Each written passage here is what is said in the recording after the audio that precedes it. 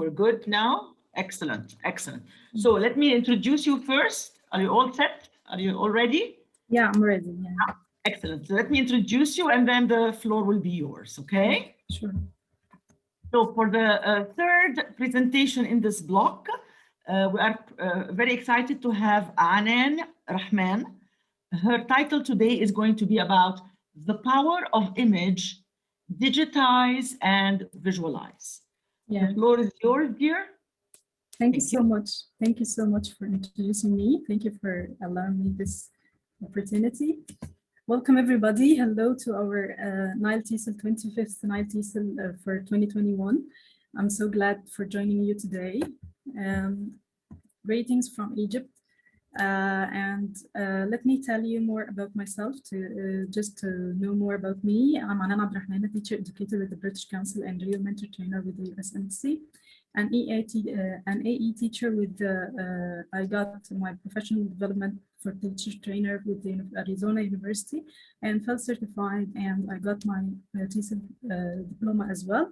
I've been teaching for 12 years right now.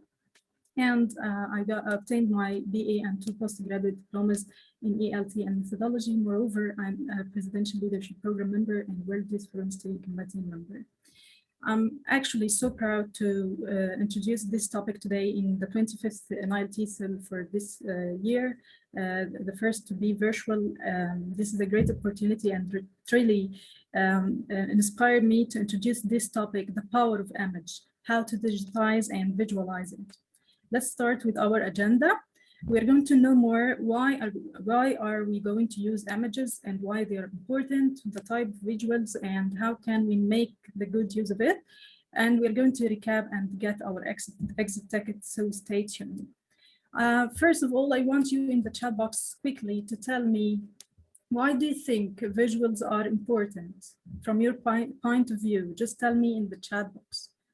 Why do you think visuals are important? Come on in the chat box. I'm trying to follow you. Write your thoughts there. Yeah, they grab attention, very good. To make a lesson more interest, yeah, very good. To use our eyes, very good, okay. That's great. So simply because a picture is worth 1,000 words.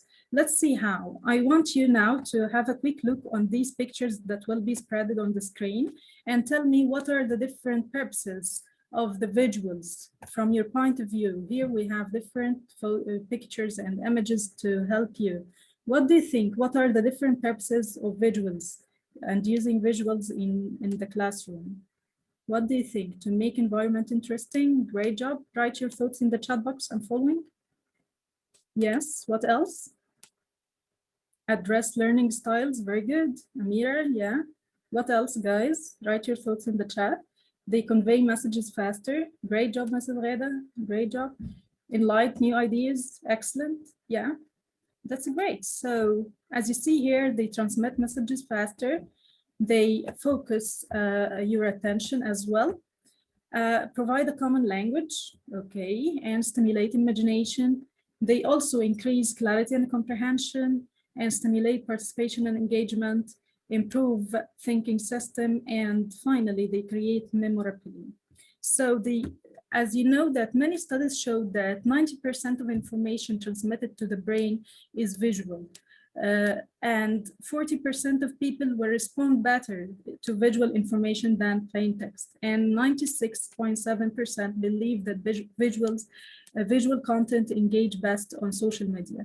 What if they engage people on social media? Why don't we got this opportunity and use it inside our classroom to engage our learners more and more? What do you think? So I think it's something between our hands and we should get the maximum use of it, okay?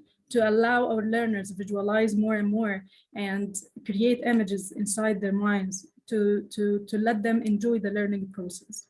So here, as you see, we have different kinds of visuals actually, but today we're going to focus on images. And as you know, we have videos, charts and graphs, diagrams, infographic, and animated GIFs. But our focus for today is images, okay? So let's see how. how can we digitize images and use it online, and how we can use the different sources and resources that we have online to allow our learners have, visualize more and enjoy their learning process. Let's see the first way that we can use. We can actually use ads, ads like things that we see. We can find it everywhere on television, on radio, or on laptop, on social media, or wherever you are, you find ads, or even on the street. Okay, so we can use it for communication and sorting. What if you want to talk about the healthy and unhealthy food? What if you showed your students and learners a photo or an image like this? So they will start to visualize things inside their mind, and it will evoke their ideas, and they will think creatively more and more. Yeah. And if you're teaching adults and you want to tell them the advantages, the disadvantages of smoking, and that, as you see here, this photo is like the sand clock. Okay, so quit before your time runs out. So it's like a sand clock. So hurry up and quit smoking. It's very important. So yeah, it stimulates values and ideas inside their minds, so they start to speak, to write, and to express their ideas freely. This is for the first thing that we can use. What if we use the digital news? You know that now we have many digital news websites, okay, like BBC News or Reuters or whatever, or Guardian News or whatever website. They are now using things like pictures in their websites to stimulate their readers. What if we get use of these websites and bring it to our virtual classroom? For example, if we're talking about the natural disasters, why don't we bring a picture like this or an image like this to show it to our learners and start to stimulate their ideas? So this is from BBC News. They have something which is called BBC in Pictures. Okay, so it's a great idea to allow them to, have their brainstorming, to list different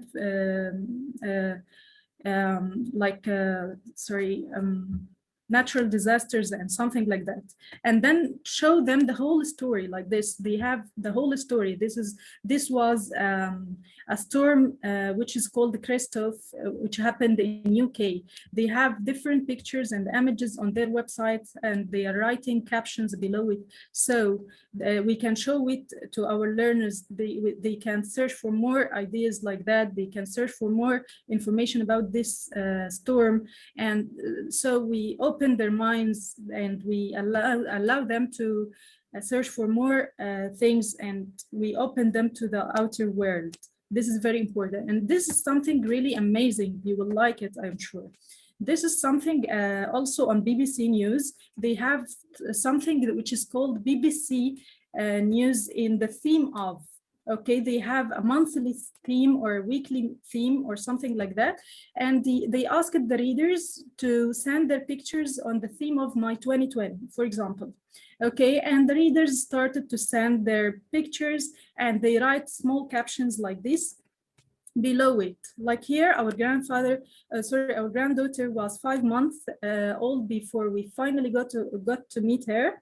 This photo was taken on the first special day during a picnic in the local park, and my husband is doing his best to get to know her, whilst at the same time trying to keep his distance. Okay, so why don't we do something like that in our class? Why in our virtual classes, or we can ask, for example, we have themes for each unit or for each block in our term or whatever. So why don't we ask them, for example, to bring a picture on the theme of blah blah? So it would be very impressive, and it will allow them and enhance their ideas to write more, express their ideas more, and imagine how proud they will be when they are bringing their image and they are telling their friends about it. Yeah. I'm going to show something impressive as well. It's on the theme of my hobby. Imagine that you asked your learners to bring something like that. You will be impressed by what is written below it as well. She said here, my favorite hobby is to travel around the world, especially visiting a new place every year. Due to the pandemic, I'm unable to travel, but I have picked up a new hobby of solving puzzles at home that involves a travel theme. You see here, guys, that she found her potential. Although her love for traveling, but she found something instead of it. Yeah. So why don't we ask our students to do something like that? So we can do it weekly, monthly, or whatever you want. Okay. So one more thing that we can use personal photos. You know, personal photos engage students more and strengthen rapport and enhance their speaking skills as well. So let's play together to get to know more about each other. Okay, I want you now to look at these 4 sentences and find the fib or the lie. What are the 2 lies or what are the lies here? Which numbers? Write them in the chat box. If you know me well, you will know it. Come on quickly. I like adventures. I feel afraid of dogs. I used to have pets. I never traveled abroad. What do you think? What are the fibs? 2. Good job, Amira. 2, and Mr. Atif said 4. Okay. 2 and 4. Yeah. Okay, that's great. Okay, so that's great, guys. I never traveled abroad. It's false. I already traveled abroad, and I feel afraid of dogs. No, I love them so much. I like adventure, yes, and I used to have pets actually. Yeah, I adore pets. So as you see here, we can use personal photos to enhance the relationship between our students and ourselves, and to get to know more about each other. Yeah. Okay, and we can recap some grammatical rules as well. For example, here we are talking about present simple. For example, I like, I never traveled, here past simple, and so on. We can use it in different ways. What if you ask your students to do so? They will be enjoying it so much, and they will get to know more about each other. And we also should use images for critical incidents. Okay. So as you see here, just a minute. Yeah, show critical incidents. As you see here, this we know that nodding and shaking has vary from different cultures. Okay, for example, nodding to say yes, but shaking to say no. But in India, for example, and some other countries, it's the opposite. So why don't we use images to allow our learners to know more critical incidents? You know that this will and ask them, what would you do? Okay, so this widens their knowledge, avoid culture shock, and connect them to the outer world as well. What if we used comics or drawings? Okay, ask your learners to draw a comic and caption it. Like here, for example, this is just a comic. As you see, he's just coming closer to the fish and he's chatting with his dad. This is just a comic. And here we can use a comic to brief or sum up our lesson. For example, this is the sum up for our lesson for today, the power of image. Why is picture worth 1,000 words? How fast do you type? About 25 words per minute, that's it. When I finish my drawing in 40 minutes, you would have already typed 1,000 words. So as you see, that we can sum up our lesson for in a comic like this, and you will be amazed by students' ideas actually. And actually, we can also use cartoons to allow students to concentrate their focus and attention. This is for young learners to compare and find similarities and differences. This will increase their attention and they will love it a lot. So we can also use a storyline. As you see here, we have a sequenced image or something like what we have brought from the BBC News. So we can use these sequenced images or storyline and allow them to imagine and write a whole script, then come and present in front of their friends and colleagues. It will be a great idea. And then we can also allow our students to visualize. This is very, very important. Okay, allow your learners to visualize more. We have this activity is called back to back. For example, students sit behind each other and student A start to describe a video. It could be a silent video. It would be much better. And student B starts to draw and visualize what is he listening from his friend, because he's just telling what he's saying. This is just an animation. He's just saying, describing silent video, and the other is drawing just what he's listening from his friend. So this will be great, and it will widen their knowledge and imagination as well. So we can also use a picture dictation. The teacher can dictate and the student can draw. For example, there is a big house in the middle.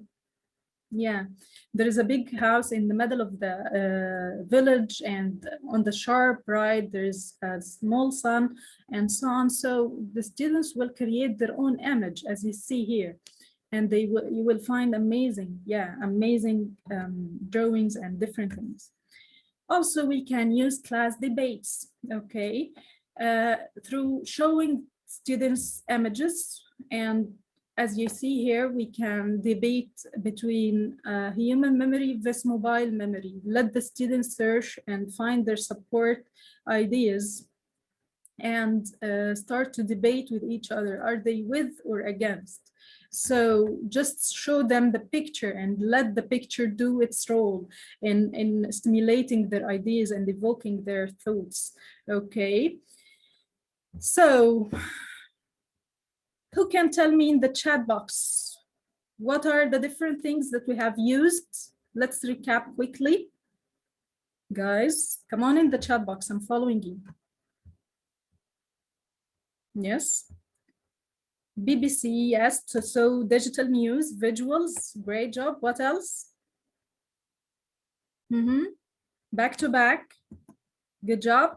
I'm helping you. Look at the pictures there and images that I have showed, and remember, debate, sequenced story, cartoon, picture dictation. Yes, very good. Excellent.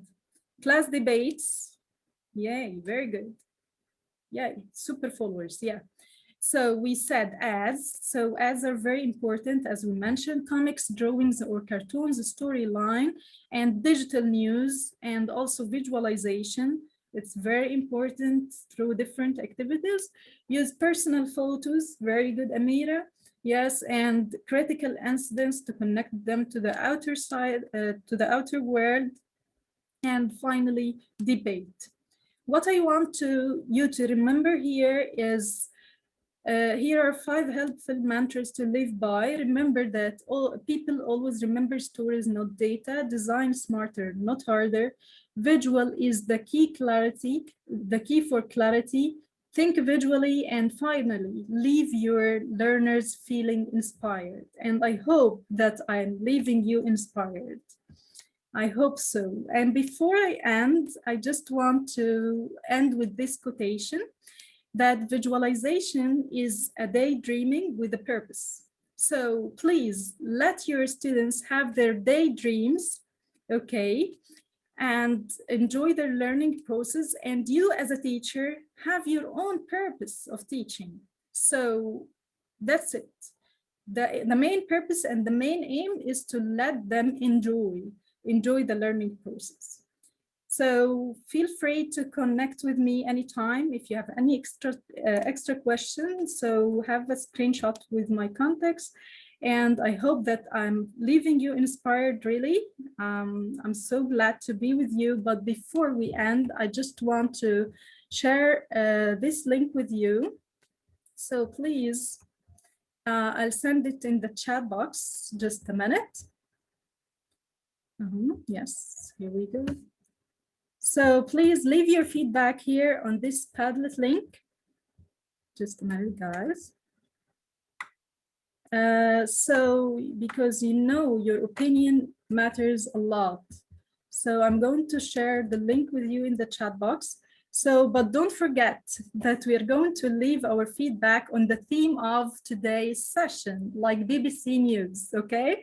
So we should apply what we are doing, we're saying. So don't forget to leave your feedback on. For a very interesting presentation. Thank you I would so like much. now to open the floor for questions and answers, and I already see some interesting questions. And the first one I would like to ask you is, do you think that, can you unshare your screen, please, so we can see? I will. Yeah. Thank you. Do you think that the idea of using visuals and visualization is only or better works with a certain age group, or can it also work with adults? It works with all kinds of people. You know, it works everywhere for all kinds of ages and for all ages, guys. So it is not limited for youngsters only, but you know, me myself, I'm a visual person. I'm a visual person, and I like learning through visuals. So it works wherever you are, whatever you are. Yeah. Great. So another question also is basically the visuals. Do you think that it's better for the instructor to create them or to make use of ready-made visuals online? Yeah, actually, there are many free resources like, you know, unsplash.com website that you can bring a lot of visuals free. They are free and ready-made. And Pixabay as well. It's a free website for downloading free images. And as I mentioned during my session, that we have many digital news websites like BBC News, Guardian News, Reuters. If you allow me to share something, if we have time, I just want to share to show them something, please. So as you see here, this is Reuters website. Okay, I was keeping it. If we have extra time, I want to show how impressive it is. It's the shelter for disabled stray dogs threatened by pandemics. This is Reuters images. Okay, so you can show this to your students and show them how merciful are people. They can learn how to be merciful with pets and so on. Thank you very much. It's really impressive. Can you please unshare? I have another question also to ask you. Lovely. For sure. So basically, do the visuals have to be images, or can they be maybe diagrams or infographics or posters? I mean, can you redefine visuals? Because there are a lot of questions here about talking about the kind of visual. Yeah, as we mentioned during the presentation, that we have many types of visuals. Actually, we have graphs, we have you know, videos, GIFs, and many different types. But today's session is about images only. Yes, yes. And Pinterest, of course, is quite famous for that. You can basically find anything about anything. That's right.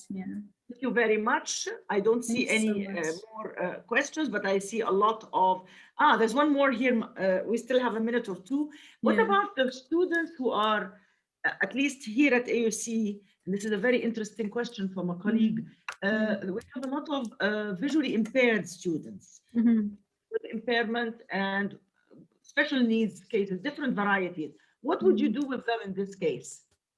The non-visual learners or the learners who are visually impaired? Yeah, this is, for example, we can mix. For sure, we shouldn't, or we couldn't make our session only for visual people. You know, we should mix and care about all differentiations inside our classroom. So we should mix between this and that. And you sure, as a teacher, you know your students more. Very good, very good. And with this, we conclude our presentation. Thank you very much, Anan. Thank you so much for your And I would like to thank our audience. I will have to end the session now. And we're going to move to another webinar. Thank you very much. Bye-bye. See you.